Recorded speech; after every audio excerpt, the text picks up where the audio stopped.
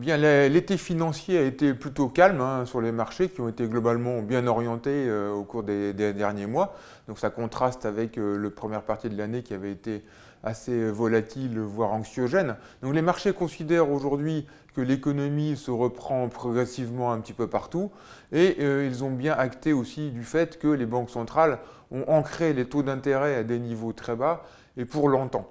Et pour ce qui est du Covid, c'est vrai que l'épidémie a l'air de repartir un petit peu partout, mais aujourd'hui, ce n'est plus vraiment un sujet, puisqu'on considère que les mesures barrières sont appliquées un petit peu près partout, et plutôt efficacement, et que tôt ou tard, on trouvera un vaccin. Donc ce n'est plus le sujet majeur pour les marchés.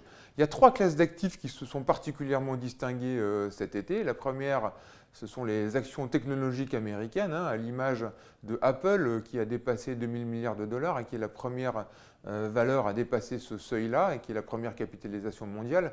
Apple a doublé quand même depuis le mois de mars et dans l'ensemble, toutes les valeurs technologiques, toutes les valeurs stars de ce secteur ont également pris entre 70 et 100% depuis le mois de mars.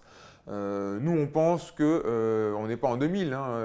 Ces valeurs gagnent de l'argent. Leur valorisation, aujourd'hui, le PE de ces 5 valeurs GAFA, Star, c'est autour de 40.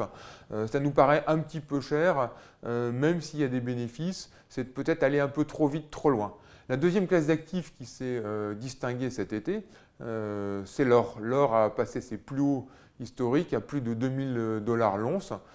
Pour plein de raisons. L'or continue à bénéficier de taux d'intérêt très bas et c'est aussi une bonne alternative de diversification dans un portefeuille, surtout que les taux d'intérêt sont obligataires très bas et c'est une classe d'actifs réels qui permet de se diversifier des devises qui sont adossées à des États de plus en plus endettés. Troisième classe d'actifs à noter quand même, le réveil des obligations indexées contre l'inflation. Alors c'est vrai qu'aujourd'hui, on est plutôt dans une situation de déflation que d'inflation, mais il y a certains scénarios, certains stratèges qui anticipent une remontée de l'inflation au cours des prochaines années pour plein de raisons, de relocalisation, du fait que les monnaies intrinsèquement et les politiques monétaires qui sont très expansionnistes tôt ou tard créeront de l'inflation, et même la Fed nous a expliqué qu'elle serait prête à laisser l'inflation déraper un petit peu au-dessus des 2%. Donc c'est une classe d'actifs qui s'est réveillée, qui conviendra de suivre, qui peut être intéressante pour le moyen long terme. À court terme, nous on trouve que les marchés d'actions sont allés un petit peu loin. Alors c'est vrai qu'il y a des bonnes raisons à cela, comme les taux d'intérêt sont très faibles.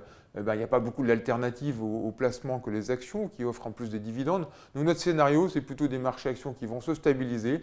Peut-être qu'on aura des phases de volatilité et dans ces cas-là, il faudra renforcer les positions. En tout cas, ce qu'il ne faut pas, c'est se retrouver en position de devoir vendre des actions en cas de remontée intempestive de la volatilité. Sur le marché des obligations, d'une façon générale, les taux sont très bas et le crédit qu'on recommandait chaudement ces derniers mois a beaucoup payé cet été en accompagnement du fait que justement les taux monétaires vont rester proches de zéro pour longtemps et donc la recherche de rendement continue. Et même si c'est beaucoup moins intéressant aujourd'hui, le crédit investment grade comme le high yield, ça reste une classe d'actifs, je dirais en relatif qu'il faut avoir, mais c'est beaucoup moins intéressant que ça ne l'a été. Sur les obligations émergentes, là, il y a matière à investir, à se diversifier. On trouve à peu près du rendement autour de 5%, des devises émergentes qui n'ont pas beaucoup bougé cet été, mais qui ne sont pas trop chères historiquement. Donc là aussi, c'est une bonne alternative.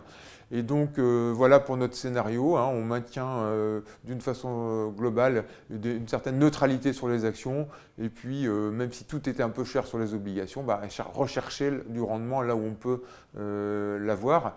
Et puis, n'oublions pas que dans cet environnement de marché où la volatilité a quand même baissé, les stratégies convexes, que ce soit à travers les convertibles ou si on peut le faire à travers des stratégies optionnelles, reste une alternative intéressante.